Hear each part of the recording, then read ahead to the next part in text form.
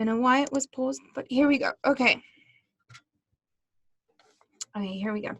So if you move a magnet through a loop, you generate some electricity.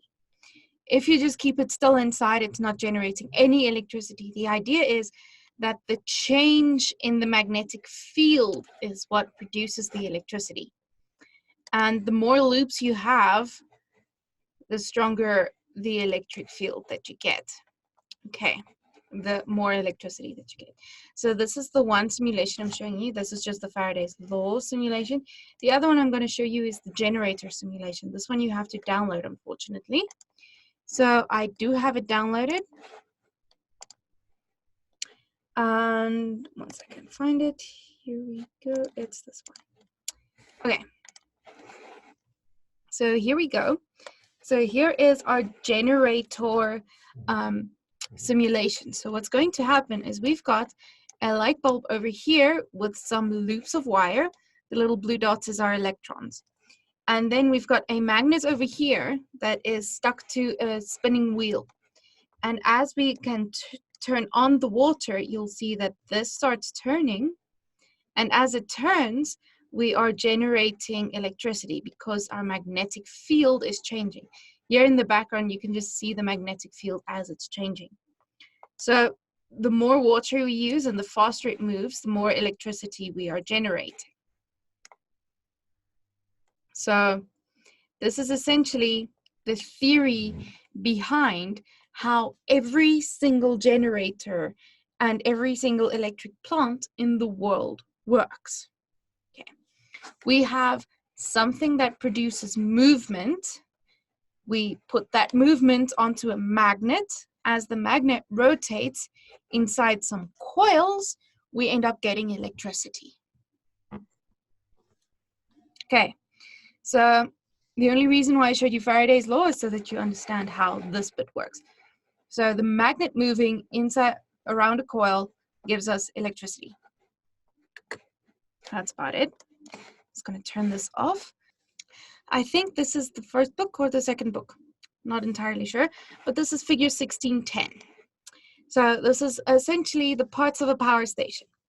So how a power station would work is they want to get something that generates a lot of movement. So in a power station, they tend to want to get steam.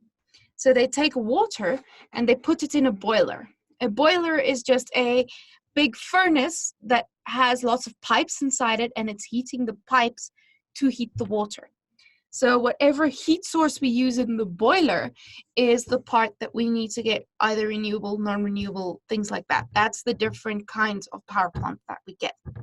So we have a boiler here that is burning some kind of fuel that is heating up the water, producing lots of steam. As we get high pressure steam, it starts flowing into the turbine. The turbine has lots and lots of little blades, sort of like a fan. And as the steam blows over it, it starts turning it very, very quickly. It turns a shaft. The shaft turns an electromagnet, which turns inside some coils, which produces our electricity. And that is what eventually goes to the national grid. Okay, so here in the boiler, we can get lots of different kinds of fuels that we can use in order to heat up our water. So firstly, most of the power stations that we get nowadays is something like coal power stations, oil power stations, or gas power stations. So they are using essentially fossil fuels.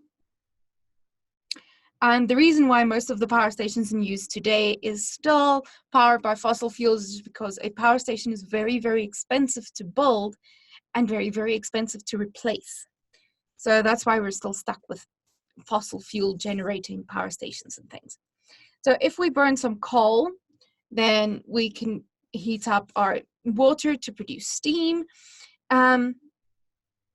If we instead use oil, then it will be either crude oil or something like petroleum, which is made from the oil. If we use gas, this will be earth gases, natural gases that is then used in order to run the boiler so that we can get our electricity. if we use a nuclear reactor, that means that they put some nuclear material like uranium inside a big sort of furnace thing inside a container. Then they would bombard it, and it would cause the uranium atoms to split, which generates a lot of heat. If you've ever seen a video of an atomic bomb, you would know exactly how much heat it generates. It can literally vaporize things around it. So it would generate a lot of heat, which they can then use to boil the water into steam that they can use to run the turbine. Problem with a nuclear power station is not so much like a coal power station that you end up with lots of carbon dioxide gases and things like that being put into the atmosphere. In a nuclear power station, what you end up is nuclear waste material, which is radioactive. So now you need to store this radioactive waste that you have just produced to make lots of heat to generate electricity for hundreds of years until it's no longer radioactive. So that's the problem with nuclear reactors. It doesn't so much pollute the air, but it still produces some kind of waste product that we now need to deal with. Okay. So this was a picture in your books. So let's move on. So this is a picture of the turbine in our power station. So over here, that's that bit there. So this is it taken out of its casing. They are now going to service this one, but you can see what the blades look like. They've got lots of these tiny little blades, and they're sort of put at an angle so that when the steam pushes on them, it'll push them in the direction so that they want it to. So it'll start turning. And the way this is built is it's built into a casing which would sort of follow the line of this turbine. You can see it sort of follows a sort of a shape like that. So as the steam comes in, it gets sort of funneled down into a smaller area, which makes it, which puts it under slightly more pressure so that it can turn the turbine faster. So then it turns the shaft really quickly, which will go into a gearbox, turning a gearbox, which would then translate the movement into the movement of the magnets inside the coils, which will produce our electricity. Okay, so here's another picture of another turbine blade. Here they're taking the casings off of them, so you can see it's just literally big fans, essentially. But these turbine blades are under a lot of stress due to the high pressured steam that they run with. So these need to be serviced fairly regularly in order to make sure that nothing breaks, because them breaking is a very, very big problem. Okay, so now we get to wind turbines. Wind turbines are essentially working on the same principle. We're just not using steam this time to make the movement that we need to run the magnet to make the electricity. We're now using the wind.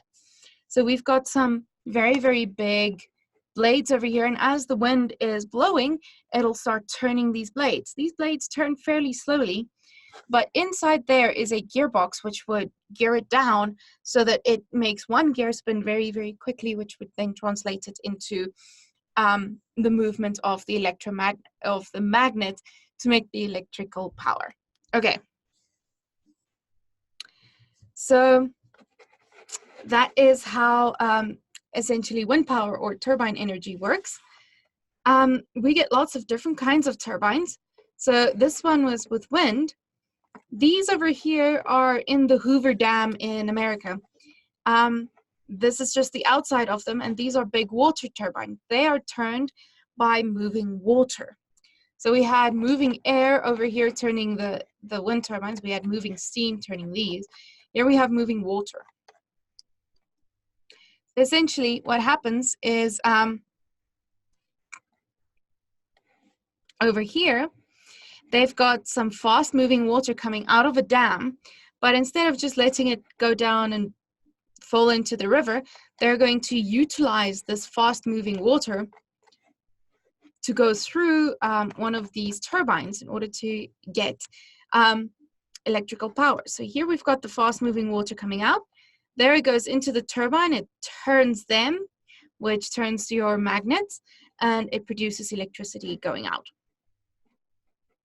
So it is a very, very clean way of making electricity. Okay, so let's continue on.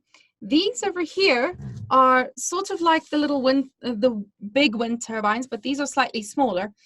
And these utilize the power of tides. So if you have ever been next to an ocean, you would know that the sea rises and falls every day.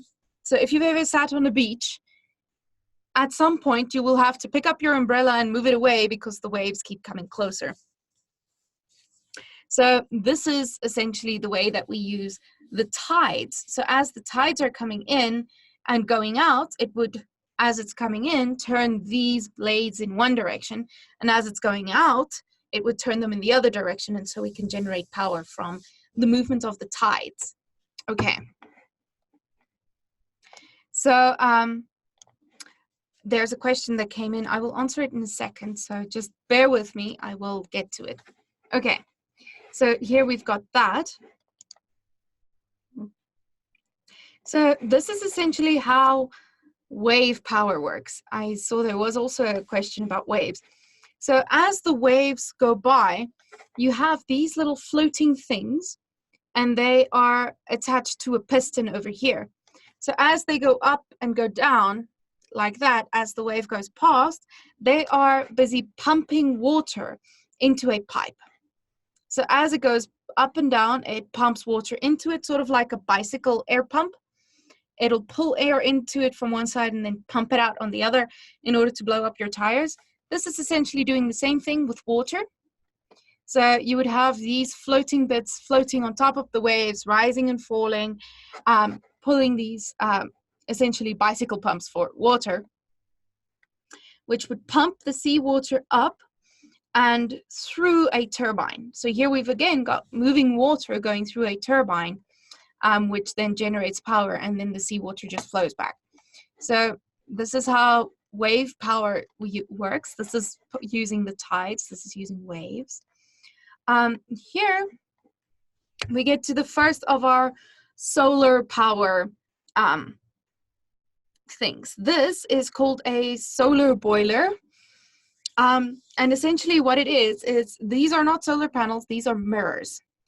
These are lots and lots and lots of mirrors that are placed in a specific way so that they concentrate all of the sun's light on one point. So that point right there is getting incredibly hot from all of these mirrors reflecting the light onto it. And then as it gets hot, it can heat water into steam for use with our normal power plants. These are actually pretty much one of the few things that we can use retrofitting to our existing coal and all of those kinds of power stations.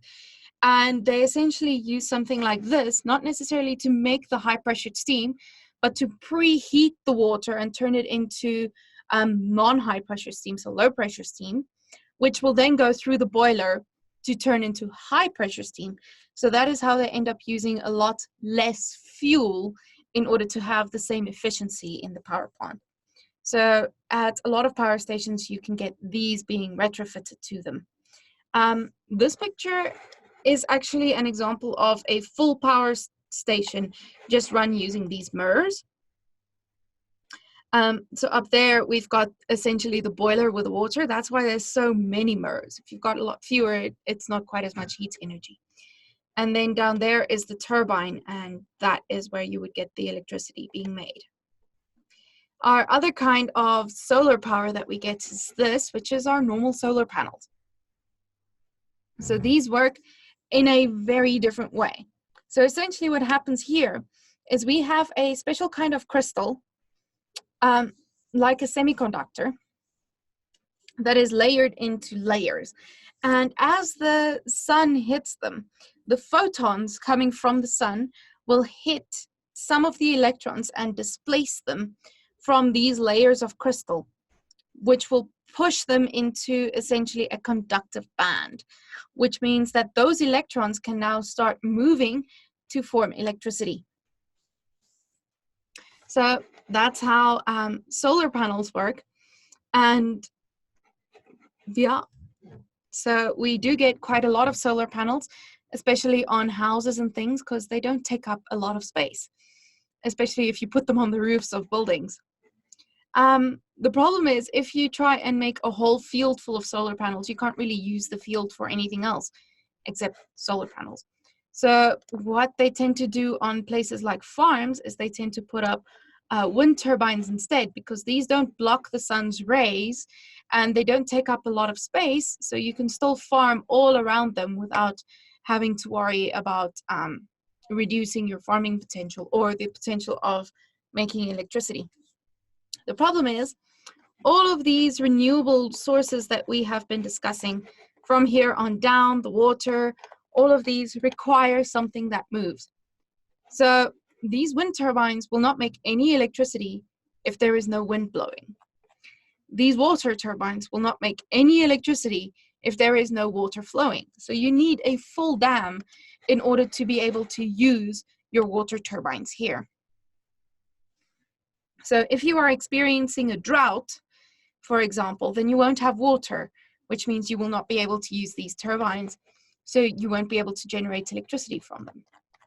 So these you need to be next to the ocean to use, because it's using the tides of the ocean in order to power the turbines. The wave energy, again, you need to be next to the ocean to use these. So these, you just need sun. But the problem is not all places in the world have a lot of sun.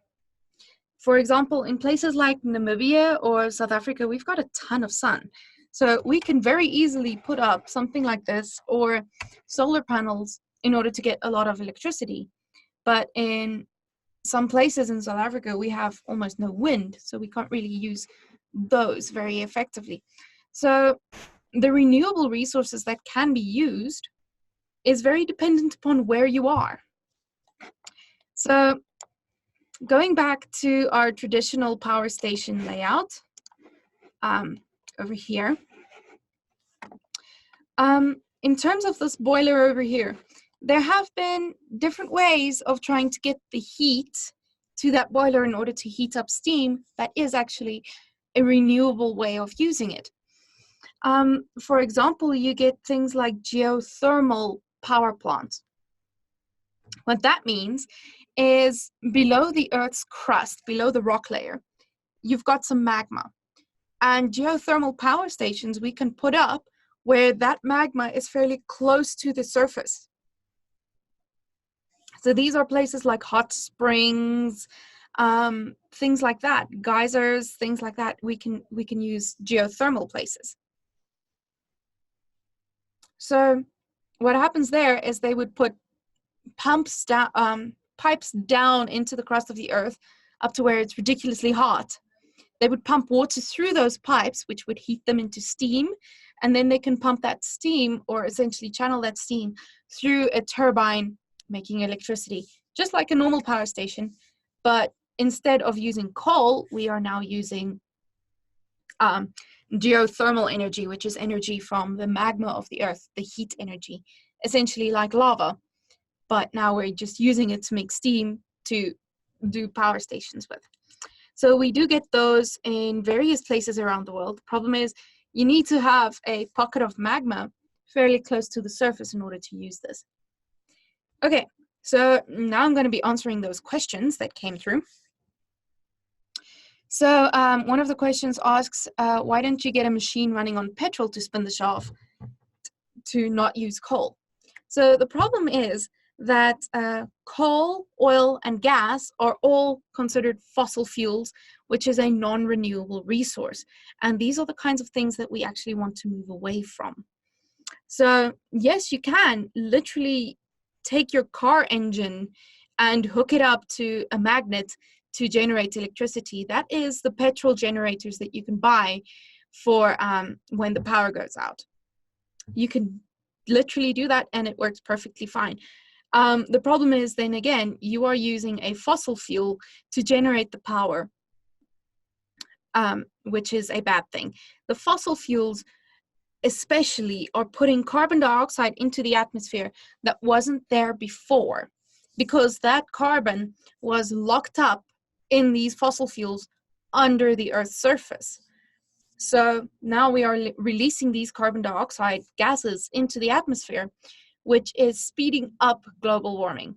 Global warming was supposed to take place anyway, just a lot slower. But due to the fact that we are burning so many fossil fuels now, it is speeding up dramatically. And because it's speeding up so much, evolution can't really keep pace. And that is why we are starting to get problems in terms of the species and things starting to die out, the coral reefs not being able to survive right now. We get coral bleaching. It's big problems. But yeah, I believe I did do a lesson on that, but I can't remember if I did it with you guys. So yeah, let's go through some more questions. Yeah, there is a comment from Namibia saying that there is no water there, but they do have solar panels. So yeah, South Africa and Namibia, places with lots and lots of sun, but not a lot of water, it works a lot better to use solar panels. Problem with solar panels is you can only generate electricity during the day. So what do you do at night? Again, things to consider.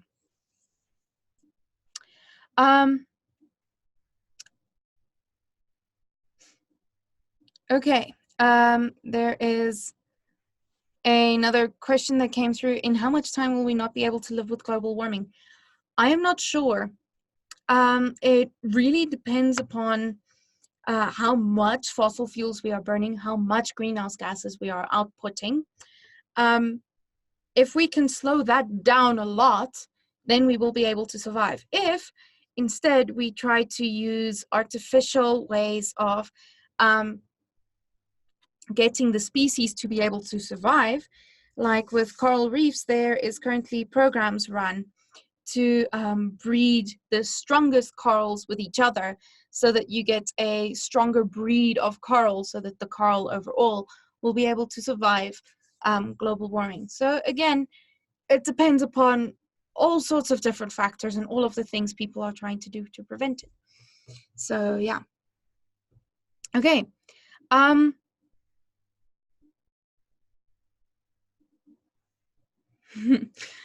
Okay, we cannot contain something like lava. It is just physically too hot.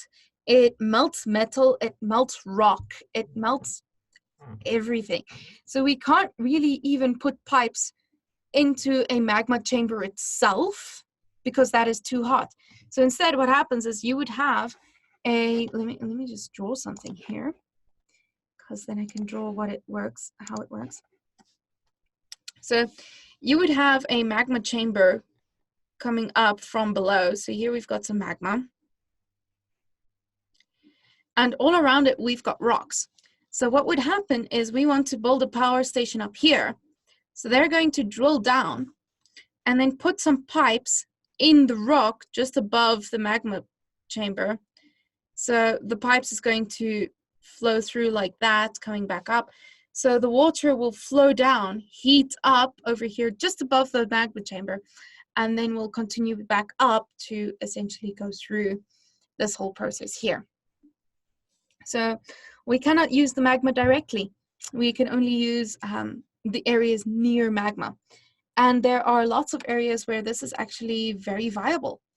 For example, on, I think it was Iceland. That was the one that had the volcano a few years back. Anyway, Iceland, for example, this is fairly possible. In Hawaii, this is fairly possible because you've got lots and lots and lots of magma close to the surface that you can then utilize for geothermal purposes. So other ways to make electricity. Right, I wanted to show you guys this video. So let me go show you guys this because it is fairly cool. If I can find mine. Okay. So Page 10 is generating energy from people's footsteps. Let Let me just share my computer sound. Here we go. Every time people walk, our technology captures their kinetic energy and turns it into electricity. The more people walk, the more power we can create.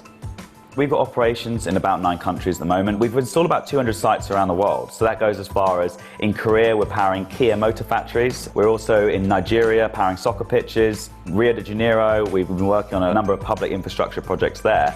And recently, the US has been huge for us. We've got a great saturation globally, and now it's about focusing on the core verticals that are going to give us growth.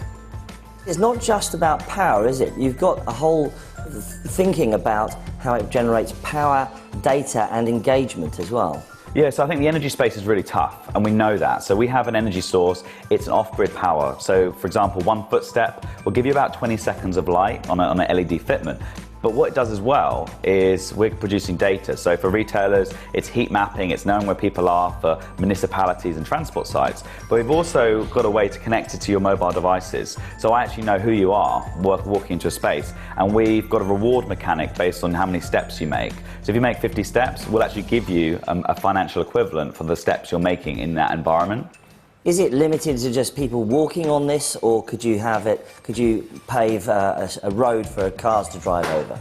Yeah, so right now we're focused on, it's in Heathrow Airport, in busy transport sites, in tube stations, it's about to go on Oxford Street, and that's the easy stuff. Now, the big challenge is roads. When a truck locks its brakes up at 50 miles an hour, there's enough force to rip the tarmac off the road. Now, trying to innovate and be a startup in that space we know is hard. So that's for us down the line. So as being an ingredient brand, there's no reason why we can't use the energy from people sitting on office chairs, to in vehicles, to in the sole of a shoe, and even in a building moving in the wind. There's no reason why we can't take our core IP and take it into those spaces. And that's our plan, to exploit that over the next 12, 24, 36 months. No one's really ever commercialized a floor like this before, not in this way. It's an old idea, but we're really at the forefront of where the kind of new area lies.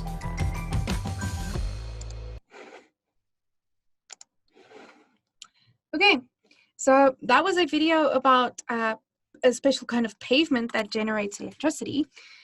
So you can literally generate electricity from anything that can move. So a lot of people use little generators put on their bicycles. So as they're pedaling their bicycle, it generates some power that they can use to run a little light on the front of their bicycles. So lots and lots of different ways of doing things. And you can literally generate electricity from any kind of movement, to be honest. You just need to figure out how.